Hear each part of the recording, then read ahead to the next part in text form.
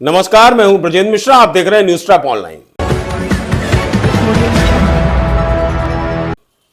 मलाईदार सीट और मलाईदार काम के लिए मध्य प्रदेश के तमाम तहसीलदारों की लड़ाई लगातार चल रही है।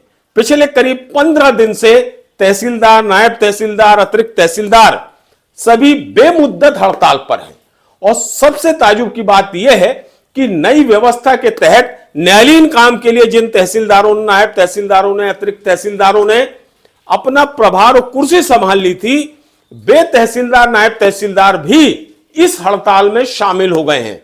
और इस हड़ताल को पटवारियों ने भी समर्थन कर दिया है। जाहिर है, जब हड़ताल चल रही है राजस्व अधिकारियों की, तो जनता के कामकाज और रेवेन्यू के काम बुरी तरह प्रभावित हो रहे हैं। ऐसे में अब राज्य शासन ने इन तहसीलदारों को, हड़ताल करने वाले तहसीलदारों को, राजस्व अधिकारियों को सबक सिखाने का निर्णय लिया है और डिविजनल कमिश्नर को एक लिखित ऑर्डर जारी किया है कि इन हड़ताल करने वाले तहसीलदार, नायब तहसीलदार और अतिरिक्त तहसीलदारों के खिलाफ आप कड़ा एक्शन लें। हम आपको बता दें कि आखिर इन तहसीलदारों की हड़ताल क्यों अवैध और अवैधानिक है। आपको मालूम होगा कि सन 2018 तक और उसके पहले राज्य शासन मध्य प्रदेश के तमाम जिलों में तहसीलदार, नायब तहसीलदार, अतिरिक्त तहसीलदारों की पदस्थापना और नियुक्ति करता था। लेकिन 2018 के बाद से यह पावर, यह अधिकार अमेंडमेंट करके जिला कलेक्टरों को दे दिए गए और जिला कलेक्टरों के पास यह अधिकार आ गया कि वो अपने जिले में तहसीलदार, नायब तहसीलदार, अतिरिक्त तहसीलदार, इनकी वो नियुक्ति कर सके, प्रभारी अधिकारी के रूप में नियुक्ति कर सके। और इसी अमेंडमेंट में यह व्यवस्था भी आई, कलेक्टर के पास यह पावर भी आया कि कलेक्टर लिखित में जो ऑर्डर देंगे, लिखित में जो काम करने के लिए आदेशित करेंगे, चाहे वो काम भू राजस्व संहिता के अंतर्गत हो या अन्य विधा के, उस अधिकारी को, उस तहसीलदार को, नायब तहसीलदार को, अतिरिक्त तहसीलदार को वही कार्य करना मान्य होगा और उसे वही कार्य करने की बाध्यता होगी। तो यही व्यवस्था तो चल रही थी, जिसके तहत राज्य शासन ने दो भागों में इन तहसीलदारों को बांट दिया।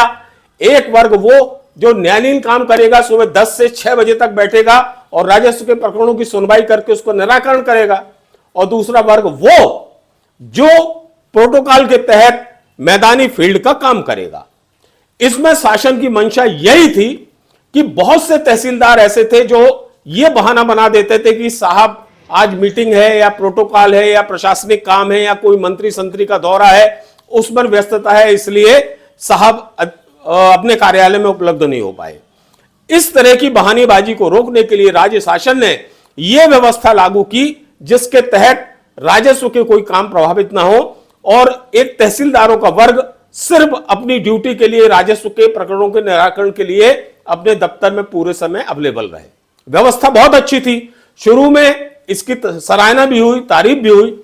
लेकिन अचानक ये तहसीलदार, खासतौर पर वो तहसीलदार जो चाहते थे कि उन्हें भी रेवेन्यू कोड का पावर मिले, उन्हें भी खसरा, नक्शा, सीमांकन, बटांकन, ये जो मलाईदार काम होते हैं, ये काम उन्हें भी मिले, ना कि फील्ड में जाकर प्रोटोकॉल का काम देखना या फिर कोई प्रशासनिक अन्य फील्ड वाले काम, ये नहीं चाहते थे। तो इनकी मंशा, इनकी जिद सिर्फ यही है कि उन्हें वही मलाईदार काम मिले। अब चूंकि शासन की व्यवस्था है तो ये बाध्य है उस व्यवस्था को मानने के लिए, और कलेक्टर ने वही लागू कराई व्यवस्था। लेकिन साहब, ये तहसीलदार तो शासन पर एकदम से दबाव बनाने लगे और लगातार स्ट्राइक कर रहे हैं, हड़ताल कर रहे हैं, जिससे कामकाज बुरी तरह प्रभावित हो गया है। अब आप देखिए, ये बेमुद्दत और अवैध हड़ताल करने वाले इन तहसीलदारों की हिमाकत देखिए कि ये मध्य प्रदेश शासन के प्रिंसिपल सेक्रेटरी विवेक पोरवाल से मिलने का आह्वान कर रहे हैं और ऐलान कर रहे हैं।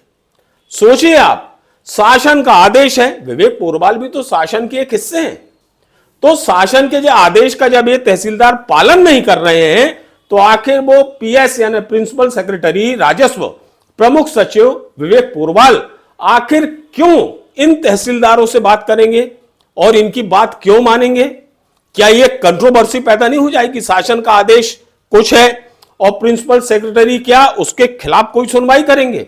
बिल्कुल नहीं करेंगे। और करना भी नहीं चाहिए। अब तो मांग ये उठ रही है कि जिस तरह से ये तहसीलदार अपनी हड़ताल के लिए जिद किए हुए हैं, अड़े हुए हैं, इनके खिलाफ कड़ा और कानूनी एक्शन होना चाहिए। इनकी धौंस के आगे सरकार और शासन को बिल्कुल नहीं झुकना चाहिए और सीधी सी कार्रवाई होना चाहिए कि नो वर्क नो पेमेंट। और इसके अलावा ये जो अनुशासनहीनता के तहत स्ट्राइक चल रही है, इस पर सेवा पुस्तिका में भी इसका बकायदा इसे दर्ज किया जाना चाहिए और ताकि इनकी जो सर्विस बुक है उस पर प्रभाव पड़े कि इन्होंने किस तरह से अवैधानिक काम किया है, अनुशासनहीनता का काम किया है। हम आपको बता दें कि उत्तर प्रदेश में 65,000 पटवारी एक समय इसी तरह आंदोलनरत थे, जिस पर इन सभी 65,000 पटवारियों को शासन ने निकाल बाहर किया था। तो क्या अब वैसी ही जरूरत मध्य प्रदेश में भी आन पड़ी है?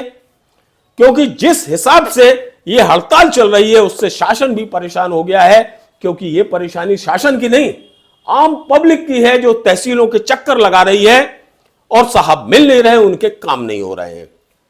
हाईकोर्ट में भी जनहित याचिका दायर हो चुकी है इस हड़ताल के खिलाफ। कुल मिलाकर आने वाले समय में इन तहसीलदारों के खिलाफ कड़ा एक्शन होने की पूरी संभावना है और ऐसा होना लाजमी भी है, क्योंकि यह मामला राज्य शासन के नियम कानून के तहत है और यह जनहित से जुड़ा मुद्दा है। इसलिए बेमियादी बेमुद्दत अवैध हड़ताल करने वालों के खिलाफ शासन को कठोर से कठोर कदम जरूर उठाना चाहिए।